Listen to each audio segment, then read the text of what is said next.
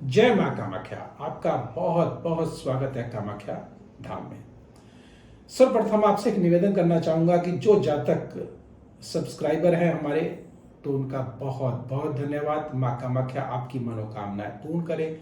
और जो नए जातक हैं उनसे निवेदन कि आप सब्सक्राइब करें, बेल बटन को दबाएं, जिससे अगला वीडियो आपके पास सबसे पहले पहुंचे। और एक महत्वपूर्ण जानकारी आपके समक्ष कि अगर आपके कार्य नहीं बन पा रहे हैं, आप कोई कार्य करना चाहते हैं लेकिन नहीं हो पा रहा है, बच्चे का विवाह नहीं हो रहा, करियर नहीं बन पा रहा, बच्चे शिक्षा में रुकावट आ रही है, व्यवसाय में रुकावट है, नौकरी नहीं मिल पा रही है, या पारिवारिक जीवन में मतभेद है, या प्रेम संबंधों में टकराव आ गया है, और हम विभिन्न प्रकार के उपाय कर चुके हैं, थक गए हैं, हार गए हैं, निराश हो गए हैं, हताश हो गए हैं, तो घबराएं नहीं। आप अपनी पत्रिका का अवलोकन तंत्र के माध्यम से कराइएगा, क्योंकि तंत्र के माध्यम से हम ये जान सकते हैं कि हम पर कोई अदृश्य बाधा तो नहीं आ गई है। कामाख्या धाम इंस्टाग्राम में मैंने एक नए एपिसोड प्रारंभ किए हैं, जिसमें मैंने कुंडली के माध्यम से यह आपको अवगत कराने की कोशिश की है कि अगर योग बना हुआ है तो आप इस पीड़ा के कारक या इस पीड़ा से आप बाधित अवश्य होंगे। तो कहने का अर्थ है कि मैं आपको भ्रमित नहीं कर रहा, आपको सचेत कर रहा हूं कि कई बार होता है ऐसा कि हम कुंडलियों का आकलन कराते हैं, प्रयोग भी करते हैं, उपाय भी करते हैं, लेकिन उसका फल हमें नहीं मिलता।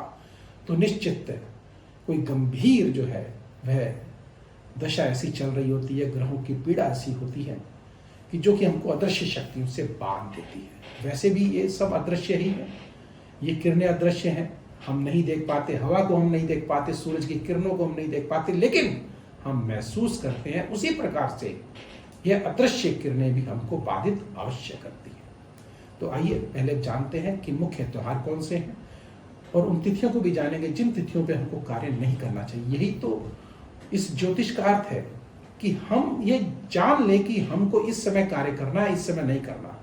तो हम जब गर्म लोहा होगा उसी समय हथौड़ा मारेंगे तो निश्चित वह अपनी शेप लेगा और हम अपने भाग्य को चमका सकते हैं। और उस उपाय को भी जानेंगे जो कि मां कामाख्या से संबंधित है, और अगर उस उपाय को करेंगे तो निश्चित लाभ आपको अवश्य होगा। और एक विशेष जानकारी, अगर ऑनलाइन अगर आप या ऑफलाइन, जैसी आपकी इच्छा है, अगर आप मां कामाख्या से संबंधित या किसी भी देवी से संबंधित अगर आप पूजा कराना चाहते हैं, चंडी पाठ कराना चाहते हैं, आपका जन्म उत्सव है, सालगिरह है, या और अन्य कोई उत्सव है, आप चाहते हैं कि चंडी पाठ करा करके हम पुण्य के भागी बने, तो आप करा सकते हैं। तो आइए अब आगे बढ़ते हैं और जानते हैं कि इस माह के मुख्य त्योहार कौन से हैं। फिर जानेंगे वृषभ राशि में सितंबर माह में 2023 में क्या चल रहा है। 6 सितंबर को कृष्ण जन्माष्टमी व्रत है, 8 तारीख को गुआ नवमी है, गोकुलाष्टमी भी बोलते हैं, नंदोत्सव भी है उसे। 15 तारीख को भाद्रपद की पूर्णि अमावस्या है। 18 तारीख को गौरी तृतीया है, वह कलंक चतुर्थी भी बोलते हैं और हरितालिका भी बोलते हैं। 20 तारीख को ऋषि पंचमी है। 21 तारीख को सूर्य षष्ठी व्रत है। 23 तारीख को राधा अष्टमी है। 24 तारीख को श्री भागवत सप्ताह पाठ प्रारंभ होने जा रहा है। 25 तारीख को पद्मा एकादशी है, और 29 तारीख को भाद्रपद की पूर्णिमा है, या महालय प्रारंभ हो रहा है, पहला श्राद्ध हम बोल सकते हैं। आइए आगे बढ़ते हैं, जानते हैं कि वृषभ राशि में क्या हो रहा है। सूर्य देव 17 तारीख को कन्या राशि में प्रवेश करेंगे, और वृषभ लग्न की कुंडली है, तो शुक्र देव इसके स्वामी है, और शुक्र देव तृतीय भाव पर बैठे हैं, और इसके साथ साथ षष्ठेश के भी स्वामी हैं। तो षष्ठेश के स्वामी है तो निश्चित रुक रुक कर हमारे कार्य बनेंगे, और पराक्रम के द्वारा ही बनेंगे, अर्थात हमको कर्म अवश्य करना पड़ेगा। छोटे भाई बहनों के साथ संबंध हमारे अच्छे रहेंगे। और अब बात करते हैं नौकरी पेशे वाले जातकों के लिए, तो शनि देव जो है जो दशम भाव पर बैठे हैं, अपनी ही राशि में बैठे हैं। ऊंचाइयां आपको अवश्य मिलेंगी, सफलता आपको अवश्य मिलेगी, लेकिन ध्यान रखिएगा बृहस्पति और राहु देव वह द्वादश भाव में होने से आपके जो सुख हैं वह न्यून हो सकते हैं, या अचानक बाधा उत्पन्न हो सकती है, और ऐसा ना हो इसके लिए एक छोटा सा उपाय हम अवश्य करेंगे। और हाँ, आइए ज्यादा लंबा विस्तार से ना करते हुए सूर्य बुध देव जो है वह बुद्धाधिपत्य योग चतुर्थ भाव में बना रहे हैं, तो निश्चित धन की बरसात आपके इस माह अवश्य होगी। लेकिन स्वास्थ्य की दृष्टि से पेट से संबंधित नीचे रोग आपको सता सकते हैं, और ऐसा ना हो इसके लिए क्या करें आइए जानते हैं। और जो प्रेमी युगलों की बात करता हूं मैं, तो वह सफलता आपको इस माह अवश्य मिलेगी। आनंद का आप अनुभव करेंगे और पवित्र प्रेम के बंधन में बंधते हुए हो सकता है कि आप जो है पारिवारिक बंधन के सूत्र में भी बंध जाएं।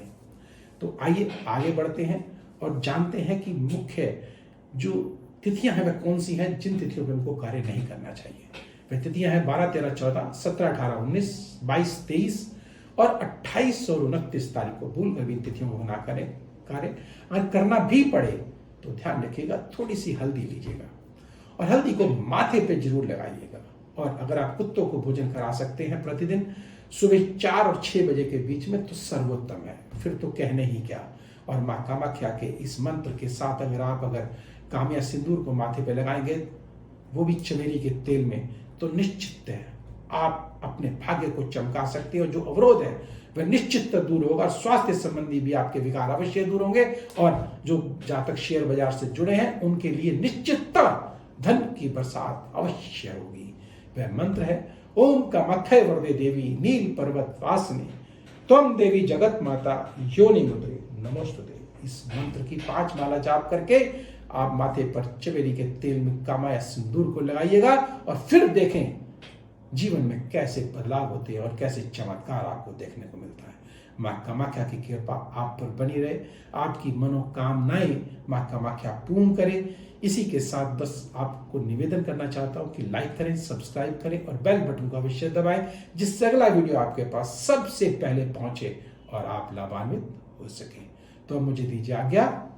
जय माँ कामाख्या।